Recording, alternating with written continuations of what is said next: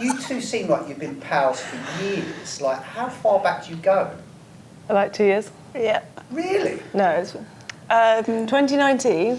I raced against Indy in one of her first 70.3s.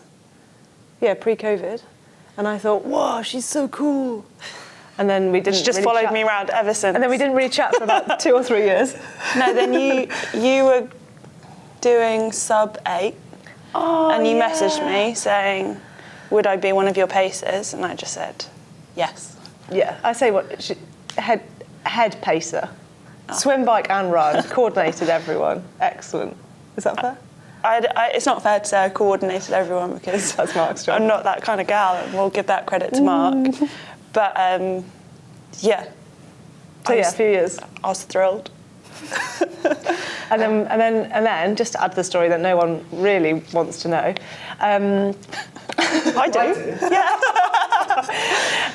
A couple of years ago, we went to Lanza, and I think that's probably where it actually.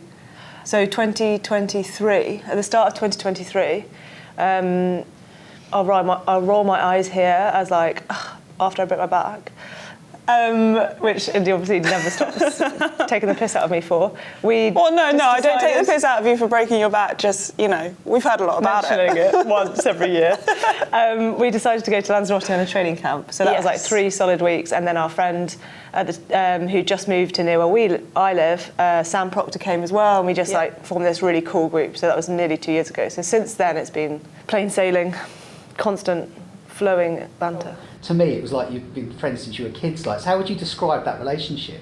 Yeah, I'd say it's a pretty easy friendship. We just get on really well. We've got the same sense of humour. I've never really over-analysed it, other than the fact that we just get on really well and we enjoy each other's company, I guess. So I think we're really similar. We're definitely similar. It's different, but similar weirdness. And so there's like an empathy thing, like I understand what it feels like to feel stupid or like weird, but then we've normalised it, so we're happy to just be ourselves around each other, which I think therefore makes us like better and happier on our own, as well as having more fun together. Yeah, I'd agree with that, because you realise you're not the only person that feels that way. And obviously we've got a very similar / the same career in triathlon, so that's a fairly unusual situation to be in. But when you've got somebody who's doing the same thing as you day to day, and you're able to communicate how you feel without having to explain the greater context, because that's just a given. So that's quite reassuring. Like, I'll just send Kat a text saying like, oh, I'm feeling a bit like meh today, and like, you know what that means, because you know that man up. you feel like that, but you also know that you're still going to go out and do your job. But it's nice to have somebody to be able to say, yeah, like, I get it. I felt like that yesterday. Or take advantage and like put the hammer down. Yeah. Or that. Just makes you a better athlete though, so that's good. To have that kind of friendship when you're touring and you're going around the world, do you think it gives you an added advantage? Do you work better together? I'll just jump in there. I'd say first and foremost that we're people. Always speaks first. Yeah, always. Always desperate to talk. First and foremost, we're like just people. Like, professional athlete is our job, but like, we're people, and like, we want to enjoy life.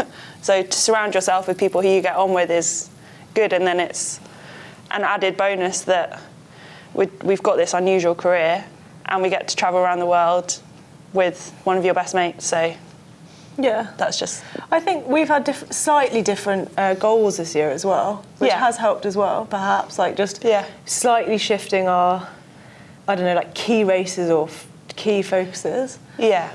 But also, I know that I'm not going to make you perform better, or like I am going to make you perform better if we're both having fun. Yeah. It's not like we'd suddenly turn up to a race and then just start like ignoring each other. Nod at each other as you walk past. It would be weird.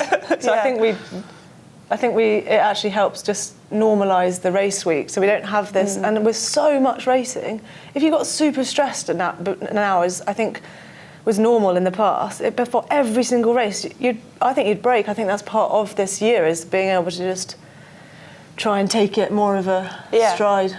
Yeah, I agree. Do you spur each other on? Yes. Yeah, in training, for sure. I mean, I feel very privileged that we do have this enjoyment factor where everyone else seems to be having less fun, but I don't think it's that weird. Like, I think, like in a sports team, if you've all got similar hobbies, you know, you've all got the same passion, like you would naturally just become friends. And I think, again, just like the fact that we train together sometimes, you know, for weeks at a time, it's like going on a sports camp. Like you just become friends, and then you obviously want to support each other in whatever they do. But just to clarify, come race day, as soon as the gun goes off, we're not like friends as such. Like, we're not like racing together. It's not like, oh, I'll cat after you. Yeah. You're my friend after you. I probably would do that. I mean, if one of us was having a bad day, I think we probably would do that. But like, there's still like, if we look at the overall series rankings, I'm still very much eyeing up your position. Yeah. And like, you know exactly how many points or ish that I would need to overthrow. Yeah. Like, we both want to start January being like, I'm better than you. I beat you in the series, and not you specifically, but like overall, I came third, I came fifth. Like, I'm really proud of this. Like, you don't give each other leniency when you're out racing. But on the other hand, it is quite nice when it's like a looped course and you see each other. Like, I do give you, like, for example, in San Francisco, Kat was having a great race and I was having a pretty average race. And so to see Kat having a great race, I gave you a shout. Yeah. And you were doing the same to me in Ibiza. Yeah. I think it's easy, like, when you're having a good day, it's easy to support the person who's in the hole. Yeah. When it's, sometimes when it's, when I was having a bad day around, well, I don't know. Just think. But that doesn't mean that we're any less competitive with each other. No. We're just able to be grown up about it and realise that when you're racing, that's when you're racing, and then when you get off the race course, then you can just be normal people. You don't have to treat every day like you're trying to rip each other's head off. Yeah. Like, oh, I don't want to wave to them because, you know, they might think I'm not fit or something. I don't know. Yeah. What about kind of this week? What do you hope to get out of this race then? What's the end of season goal then? You know, I just want to beat Kat. Sorry, that was a joke. That's what they want to see, really. Yeah. They want us to drop the facade. Grit. They want us to drop this facade. Honestly, I just want to beat you. Yeah, but there is this whole year I've just been building up to beating. I just want to beat you. Yeah, this is all fake. We've had I DNF'd one, when the one you won. Yeah. Calf, just to clarify. Yeah. Didn't give up, physically couldn't run. Then I beat you in one. You just wanted to beat the finish line for me, didn't you? Yeah. I saw she was winning and I knew she needed a hug. Yeah. Worth it. Yeah, because Ziggy wasn't there. Yeah. Her dog. Yeah. Obsessed. But also a great dog. And then you did 1 and 1, I did 1 and 1. Anyway, Indy's coming out tops at the moment. So like she said, the main aim of this weekend is to clarify who's going to come out tops in the series. And at the moment, I haven't got a great... I wouldn't be betting on me right now. But never count her out, though. If I'm honest, Laura's been a bit of a target for me this year, I guess. Like, we both had both goals of T100 and Ironman World Champs Nice.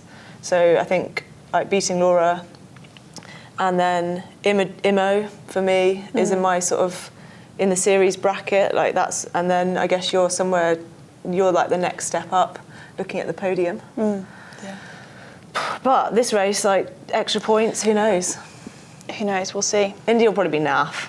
Yeah, probably. And I'll jump up and then you know, and then all year give her a all well year done, Indy, like thumbs up. I'll in the be van. demoted to just Kat's training partner again.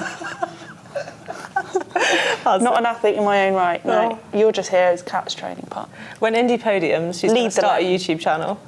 Am I? You heard it here first. Oh right, okay. Because she'll be so good then, she needs to do more media. Actually, it might be the opposite. You might be like, no media. Yeah. Secret. It's a secret. So yeah, that's our... We're taking this race pretty seriously. We're joking about it because it keeps us nice and relaxed about the goal. We probably have goals that we aren't voicing specifically. Like, we really want to beat each other. You're better at voicing your goals than me. I'm happy to wear it, like, what's it where you heart on your sleeve? Yeah, you say X, Y, Z. Yeah. I'm more like, no, we'll see what happens. Whereas Indy's like, I'm going to swim on Taylor's feet. But, yeah, Julie's not gonna internally- catch us. I'm gonna bike with Taylor. She's not getting away. I'm going to get her on every turn that she slows down for a bit too much, and I'm going to outrun Taylor. She's going to win the race. Julie Doran, who? Lol if I do though. you got to have that flip there, just in case, that tiny little 0.5% chance that I do. Well, you bike the same with Taylor in Ibiza. No, I didn't. Ish. Like Ish. 3 minutes-ish. Give or take. Ish. You've got to have these. You've got to have like a gold standard, like exceeding expectation goal, right? Yeah. And I described what I would perceive as yours. That's not necessarily Thank you. yours. And I think the back end of that is, what do you need to do at the end, you know, the worst case sort of need to do. And for me, for example, that's like, I don't know, 6th or something. Finish. Yeah, but it depends on so many other factors with the series points and who comes where, and if someone podiums and someone doesn't. And Triathlon Insights actually has done a really cool YouTube really on good it, video if on you it, like yeah. the stats. So yeah, that's what. Survive the heat. Survive the heat, Yes. first and foremost. A strength point of view, from the way that you guys are all competing now, where are we with women's triathlon? Is it in a strong place, a good place? Sure or not. I think it's always been in a strong place. Yeah, I think we're lucky. I think we're lucky that we're a sport where Like, as a sport, yes. we've had equal opportunity, and, for example, prize money in the pro field for years. Like, Yeah. Ironman paved the way for that, and I think the T100 has never, it's never wavered from that. I've never, not even with media, it's always felt equal, and I think it's easy to do that because the women are genuinely, I think, outperforming the statistical advantage that the men have. So we are better at the top end. We just haven't quite got the depth yet. So we've got an incredible T100 series. Yeah. Like, in my opinion, better than the men, but obviously you can debate that. But then we just drop off slightly. So I think the T100's capitalised on the number at the top. And therefore it's easy to sort of showcase our performances. And hopefully that is inclusive, like every sort of female athlete can then say, cool, that's where we want to be. And again, like, us being hopefully a bit weird and normal just reduces any barriers to, perceive, like, you don't have to be weird, and you can be weird and, one A street, you can be weird and you can just be normal, wherever you are in whatever self-perceived category of normalness or weirdness, and you can still do the sport if you love it, or not do the sport and just strive for being healthy. I think that's my life ambition. Just be healthy. Just be healthy. Enjoy, be as healthy as possible.